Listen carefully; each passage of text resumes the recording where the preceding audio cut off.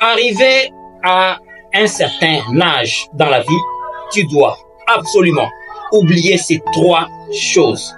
Et la dernière chose est la plus importante. La première chose, c'est le regard des autres.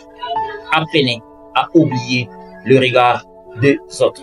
Le regard des autres, c'est quelque chose qui est arrivé à hypnotiser beaucoup de personnes, à immobiliser le mouvement des individus. Et c'est pourquoi il est dit en Proverbe 29-25 que la crainte des hommes tend un piège. Oui, il faut savoir se dépasser du regard des autres et faire de foi.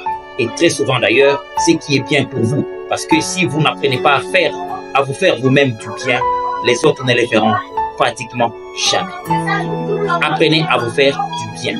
D'abord, au lieu d'être toujours là, en train de dire « Que penseront les autres? Que penseront les autres ?»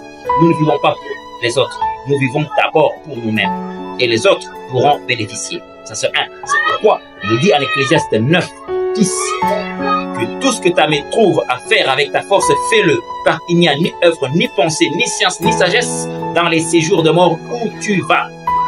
Deuxième élément que nous devons oublier, c'est le regret du passé. Oh, c'est pénible de vivre dans le passé et c'est inconfortable de vivre dans le futur. Et si on veut bien vivre, on doit vivre maintenant et au présent. Et c'est pourquoi il est dit en Ésaïe 43, 18, oubliez le passé, ne vous attachez pas à ce qui est ancien. Ça, c'est une recommandation divine. Et d'ailleurs, quand vous lisez Proverbe 19, au verset 21, il est dit que le cœur de l'homme médite beaucoup de projets, mais seuls les plans de Dieu s'imposent. D'ailleurs, il faudra noter que les décisions que nous prenons, en fait, tes décisions, et même les actions que tu poses, des fois, sont le fruit ou les résultats des forces spirituelles, les invisibles, qui échappent à ton contrôle. C'est pour cette raison, quand nous lisons Jean 13 au verset 21, Jésus disait « Parmi vous, quelqu'un va me trahir. » Mais il savait que Judas allait le faire. Et qu'est-ce que Judas pouvait faire d'autre? Est-ce que Judas pouvait refuser cette mission? Non. Est-ce qu'il fallait réveiller Judas pour lui dire de ne pas faire ça? C'était un plan de Dieu. Et c'est pour cette raison qu'il y a beaucoup d'actions comme ça que nous avions produites dans le passé, mais c'était sous l'autorité sous la gouvernance des forces invisibles. En 1 Roi 11 au verset 12, Dieu dit à Salomon que je ne te rejette pas comme roi à cause de ton père David, mais ton fils sera rejeté. Cette parole est restée, c'était gravé. Et quand Salomon va mourir, en 1 Roi 12 au verset 15, qu'est-ce qui va se passer? Pendant que Roboam prend le règne, au lieu d'écouter les conseils de vieillards, il va écouter les conseils de jeunes gens.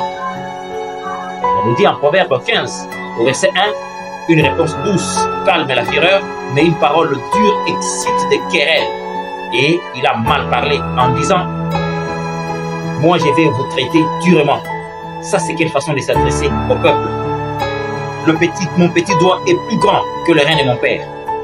Pourquoi Roboam est arrivé à parler de cette façon? Parce que ces événements étaient dirigés par les forces invisibles. Il ne comprenait même pas ses décisions. Alors, il y a beaucoup de choses comme ça que nous avions eu à poser comme action, mais qui échappent à notre contrôle. En lisant Genèse 15 au verset 13, nous voyons clairement Dieu qui parle à Abraham en lui disant « Ta postérité va être esclave pendant 400 années. » Et Dieu va même définir les conditions de leur sortie. Pour dire ils partiront avec de l'or, ils partiront avec de l'argent. Ça, c'était en Genèse 15, 13. Et cela s'était produit. C'est pourquoi quand nous lisons Psaume 5, 5, 37, on nous dit qu'il fit sortir son peuple avec de l'or et de l'argent, et nul parmi ses tribus n'est chancela. Voyez-vous? Alors, ici, nous devons vraiment faire tout pour neutraliser cet aspect de regret pour le passé. On ne peut pas changer le passé. Le passé est déjà produit, est déjà arrivé. On ne peut rien y faire.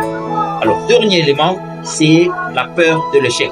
Nous ne devons pas nous laisser environner ou envelopper par la peur de l'échec. Ce sont les plus jeunes qui ont peur, qui se demandent beaucoup plus. Mais à un certain âge, on ne doit plus avoir peur. Et c'est pourquoi vous allez vous trouver des vétérans militaires qui disent « Je peux aller en guerre, je n'ai rien à perdre, même si j'ai mourais. » On nous dit en Ecclésiaste 11 au verset 4, si tu observes le vent, tu ne vas pas s'aimer, et si tu regardes les nuages, tu ne vas pas moissonner. Alors, agir selon sa conviction, c'est prendre le risque. Ne pas agir, c'est encore beaucoup plus risqué. Donc ici, on doit apprendre à avancer beaucoup plus rapidement. Donc, les 3 éléments à oublier que nous venons de dire ici sont le regard des autres, 2, le regret du passé, 3, la peur de l'échec. C'est votre serviteur, Ben Alain Kitenge. Merci et à la prochaine.